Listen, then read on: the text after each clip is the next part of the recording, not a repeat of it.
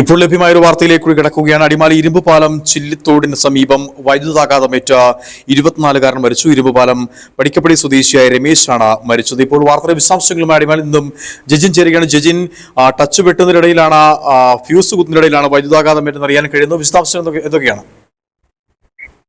നിതിൻ, ഇന്ന് വൈകുന്നേരമാണ് സംഭവം നടന്നത്. പടിക്കപ്പ സ്വദേശിയായ രമേശാണ് വൈദ്യുതാഘാതമേറ്റ് മരിച്ചത്. ഇരുമ്പുപാലം ചില്ലിത്തോടിന് സമീപമാണ് സംഭവം നടന്നത്. ടച്ച് വെട്ടിക്കഴിഞ്ഞ് ഫ്യൂസ് കുത്തുവാനായി പോസ്റ്റിൽ കയറിയപ്പോഴാണ് വൈദ്യുതാഘാതം.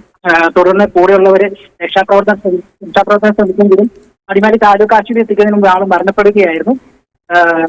മൃതദേഹം ഇപ്പോൾ അടിമാലി താലൂക്ക് ആശുപത്രി മോർച്ചറിയിൽ സൂക്ഷിച്ചിട്ടുണ്ട്. നാളെ പോസ്റ്റ്മോർട്ടം നടപടിക്ക് ശേഷം മൃതദേഹം ബന്ധുക്കൾക്ക് വിട്ടു നൽകുന്നുണ്ട്. ശരി.